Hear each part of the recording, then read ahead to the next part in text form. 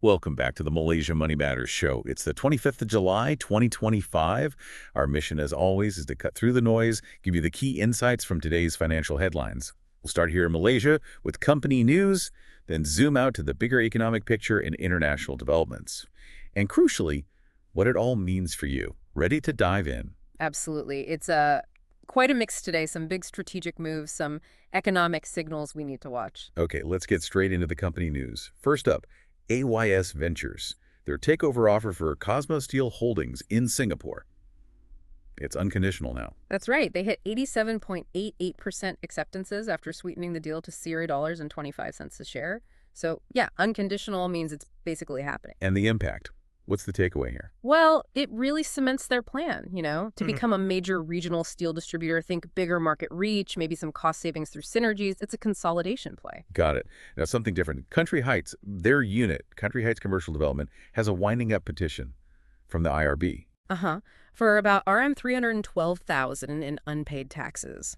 The company says, look, this unit isn't a major earner, so no immediate big impact financially or operationally. But still, a winding up petition from the tax authority.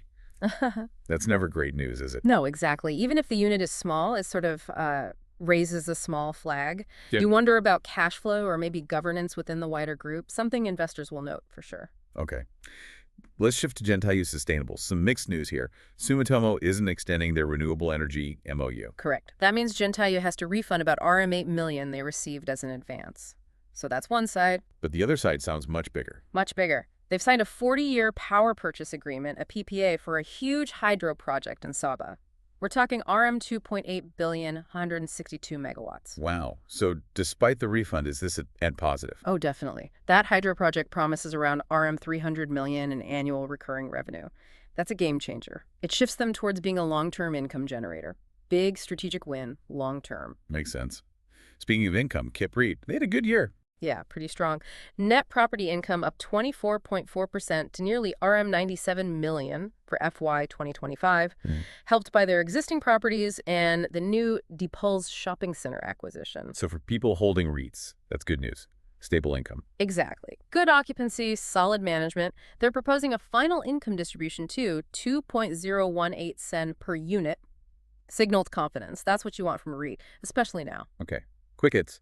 Keyfield International got 2 Petronas Caragali contracts for workboats. That should help their earnings this year. Yep, solid operational win there. Good for the bottom line. But Lexstrom Corp saw profits drop, about 27% in Q2. Yeah, lower sales hit them. They mentioned exchange rate volatility and global uncertainties. They did declare a small dividend, 0.7 sen, but clearly facing some headwinds. Focus is on efficiency now. All right.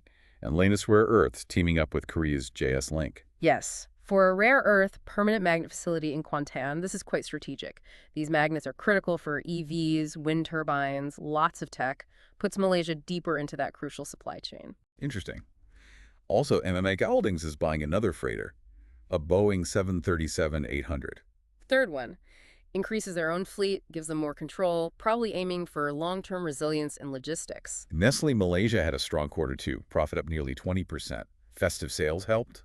And a 70-cent dividend. Shows the strength of consumer staples. Even with global worries, they seem confident about the second half, too. And Oriental Interest, best quarterly profit ever, RM 45 million. Yeah, strong property project deliveries. They've got a big backlog of unbilled sales, too, over RM 428 million. It's like they're well-positioned. One more company, Vitrox Corp. Revenue up strongly, over 33%, but profit was flat. Why? Taxes. Their pioneer status tax incentive expired. So even with great sales, they're paying full corporate tax now, which hit the net profit. They've applied for a new incentive, but it shows how policy impacts the bottom line. Okay, let's zoom out. Malaysian economy and policy. Big news on the National Semiconductor Strategy, or NSS. Huge. Over RM 63 billion in investments secured as of March under the NSS. The PM is aiming high, wants to create Malaysian Fortune 500 tech companies. That's ambitious. What's the impact? It's a major push up the value chain, backed by RM 1.2 billion for talent, government support for R&D. It's a serious long-term play for Malaysia's tech future. But some caution on the debt front. Kananga flags the government debt might breach the 65% ceiling this year. Yeah, could hit about 65.9% of GDP, or RM 1.33 trillion. It's driven by slower growth in spending. Expected to be temporary, but it means careful fiscal management is needed. And a warning about banks. CGS International thinks bad debts could rise in 2025-26 due to U.S. tariff risks. Potential headwinds, yeah. If U.S. tariffs hit Malaysian exports hard, some businesses might struggle, impacting loan repayments. Banks have provisions, but it's a risk factor. On a positive policy note, an exemption for the Renewable Energy Fund surcharge. Yes, for those subscribing to the Green Electricity Tariff, GET, and some other green programs effective August 1st, it removes that 1.6% surcharge. It's an incentive, basically, pushing companies towards renewables, supporting that 2050 goal. And corporate governance might get stricter. Looks like it. The SC might make some practices mandatory in the 2026 code revision, moving away from just apply or explain. The idea is good governance is a strategic plus, not just box ticking. Finally, for Malaysia, the U.S. trade deal. Minister Zafrul says we're on track for the August 1st deadline, aiming for low tariffs despite the 25% threat. That's the hope. Those negotiations are absolutely critical.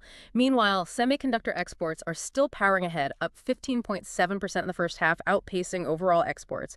Shows how vital that sector is. Okay, let's look internationally. Trade is definitely the big theme. The ECB held interest rates. They did. After 8 cuts in a year, they paused.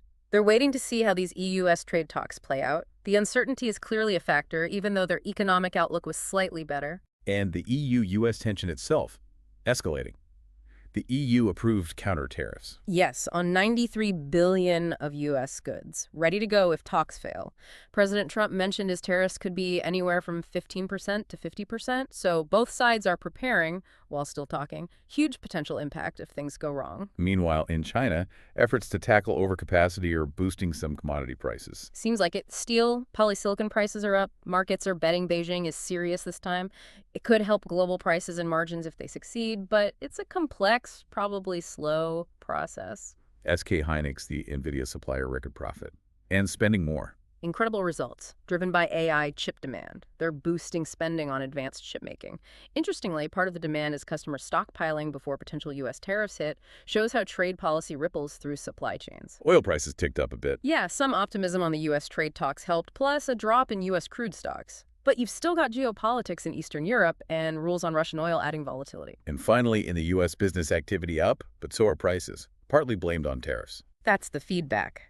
Companies are reporting higher input costs and passing some on, citing tariffs. It shows tariffs feeding directly into U.S. inflation, which complicates things for the Fed. Lots to unpack there. A real mix of strategic shifts, policy moves, and global tensions affecting markets. Definitely keeps things interesting. That's our deep dive for today, the 25th of July, 2025. Lots to think about there as you go about your day. Make sure you subscribe to the Malaysia Money Matters podcast so you don't miss our next update. Join us again soon. Hey there, thanks for tuning in. If you would like a deeper dive into all the investment opportunities from today's news, subscribe to my newsletter at moneymatters.substack.com. I will be sharing a deeper analysis of the key investment opportunities from today's news, including what makes these opportunities stand out and how they fit into the broader market trends. By subscribing to the Malaysia Money Matters newsletter, you will also get exclusive insights on my watch list and portfolio and fundamental reports on Malaysian listed companies.